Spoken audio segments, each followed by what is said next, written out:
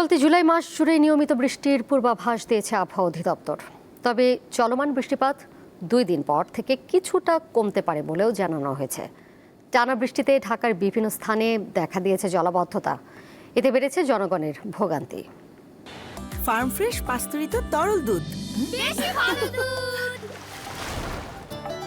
তীব্র গরমে এক পশলা বৃষ্টি জনমনে স্বস্তি এনে দেয়, কিন্তু ঢাকাবাসীর জন্য তার রূপ নেয় ভোগান্তিতে।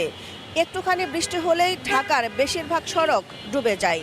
রাজধানীর কাজীপাড়ার এই সড়কটিতে জলাবদ্ধতার কারণে ব্যাহত হচ্ছে যান চলাচল, সেই সাথে ভোগান্তিতে পড়েছেন পথচারীরা।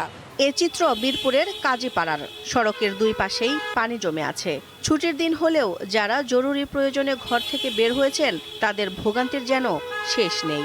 সকালবেলা থেকে বেরোনোর কোনো উপায় নাই।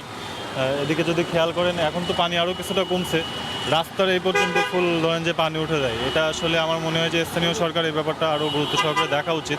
আমরা পানির জন্য চলাচল করতে পারি না, নোংরা পানি পার হয়ে আমরা এই যে নামাজে যাইতে হচ্ছে। একই চিত্র নিউ মার্কেট সহ আরও কয়েকটি এলাকার। জলাবদ্ধতার কারণে বাধ্য হয়ে দোকানপাট বন্ধ রাখতে হচ্ছে ব্যবসায়ীদের।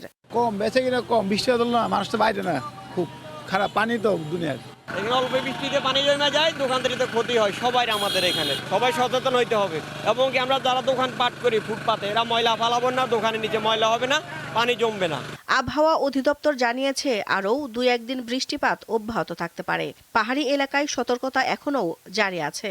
ঢাকার উত্তর সাইড এবং দক্ষিণ সাইডে অনেক বৃষ্টি হয়েছে, অতি ভারী বর্ষণ হয়েছে। যেমন টাঙ্গাইলে বৃষ্টি হয়েছে 124 মিলিমিটার, তারপরে মাদারীপুর, ফরিদপুর, গোপালগঞ্জ এইসব জায়গাতেও অতি ভারী বর্ষণ হয়েছে। 11-12 তারিখের পরে বৃষ্টি অনেকটা কমে যাবে। তবে একটা জিনিস খেয়াল রাখতে হবে, এটা যেহেতু বর্ষাকাল আর জুলাই মাসে সবচেয়ে বেশি বৃষ্টি হয়। নর্মাল বৃষ্টি একটা আছে, যে প্রতিদিনই একটা নর্মাল একটা বৃষ্টি আছে, হয়তো সেই বৃষ্টিটা থাকবে।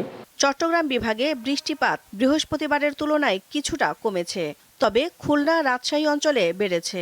সেই সঙ্গে দেশের সব সমুদ্র বন্দরে 3 নম্বর সতর্কতা সংকেত বহাল রয়েছে। দিলশা দানি, দীপ্ত সংবাদ, ঢাকা।